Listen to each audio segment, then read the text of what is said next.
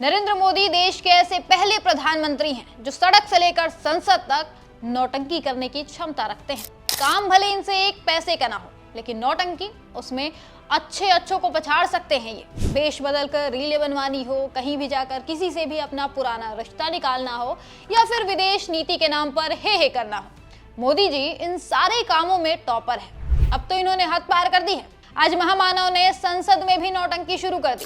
ये वीडियो देखिए। आज संसद की कार्रवाई चल रही थी, सांसद बोल रहे थे, बहस हो रही थी। अचानक जैसे ही प्रधानमंत्री मोदी यानी महामानव एंट्री करते हैं, भाजपा के सांसद हो हल्ला मचाने लगते हैं, जयकारे लगने लगते हैं, तालियां बजने लगती हैं। और इस पूरे ड्रामे के दौरान स्पीकर महोदय पूरी तरह चुप थे। कैमरे का फोकस भी महामानव की एंट्री पर चला जाता है, जैसे कोई फिल्म का हीरो स्टेज पर आ रहा हो। सदन की ये क्लिप देखकर लोग कंफ्यूज हैं कि ये भारत का संसद है या नॉर्थ कोरिया का, या फिर ये कोई राजशाही चल रही है। और इन सांसदों का जोश तो देखिए, कैसे खुश हो रहे हैं। ये लोग कभी सड़क साफ करने, गड्ढे भरने, कचरा उठाने या हवा साफ करने में इतनी एनर्जी नहीं दिखाते जितने महामानव के लिए नौटंकी करने में लगा रहे हैं। परिवर्तन होगा महोदय।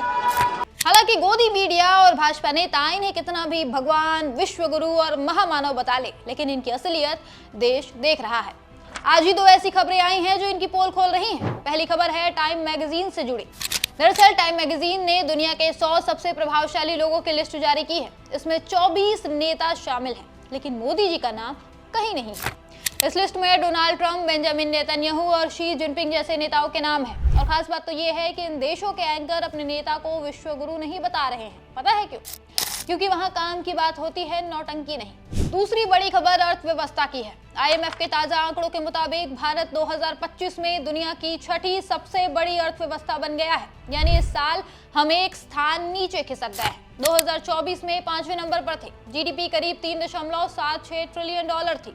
अब 2025 में $3.92 ट्रिलियन हो गया, लेकिन ब्रिटेन हमें पीछे छोड़ गया। 2026-27 तक भी हम 4.15 ट्रिलियन पर रहेंगे, जबकि ब्रिटेन 4.26 ट्रिलियन पर। यह है विश्व गुरु की हकीकत। इनके राज में भारत पिछड़ता जा रहा है और यहाँ इनकी नौटंकी ही नहीं खत्म हो रही। आज संसद में इन्होंने एक से एक ड्रामे किए हैं। आज इन्होंने खुद को अति पिछड़ा वर्ग से भी जोड़ दिया। जान लीजिए कि मोदी जी पैदा सवर्ण हुए हैं, बाद में खुद की जाति को पिछड़ा वर्ग में जोड़ दिया और आज सदन में कहा है कि मैं अति पिछड़ा हूँ। मतलब इनका खुद डिसाइड नहीं हो पा रहा है कि ये कौन है, पिछड़ा, अति पिछड़ा या सवर्ण। अब कल को ये खुद को दलित भी बताने लगे तो हैरान मत होइएगा। इनकी जाति वोट बैंक के हिसाब से बदलती रहती है। आज इसी बात पर अखिलेश यादव सवाल उठा रहे थे तो उनका माइक बंद करवा दिया गया। माननीय प्रधानमंत्री जी को पिछड़ों से वोट चाहिए था, तो माननीय प्रधानमंत्री जी अपने आप को कहा कि मैं पिछड़ी जाति से आता हूँ। चलो ये नहीं, चलिए आगे बढ़िए। अखिलेश यादव बस यही कह रहे थे कि जब मोदी जी को पिछड़ों का वोट चाहिए था, तब ये खुद को पिछड़ी जाति का बताने लगे। अखिलेश का इतना कहना था कि स्पीकर साहब ने तुरंत उनका माइक बंद करवा दिया। ये हाल हो गया है हमारे लोकतंत्र का। सोचिए, आज जब एक सांसद को बोलने नहीं दिया जा रहा है तो आम आदमी की क्या सुनेगा कोई। खैर, मोदी जी की आज एक और क्लिप वायरल हो रही है, ये भी सदन की ही है। देखिए जरा इसे।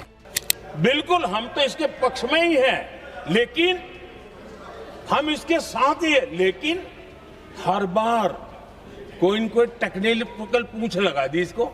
इसे देखकर लोग समझ नहीं पा रहे हैं कि आखिर मोदी जी यहाँ कहना क्या चाहते हैं। कुछ लोग तो पूछ रहे हैं कि सब ठीक है महामानव के साथ या कुछ गड़बड़ हो गया है।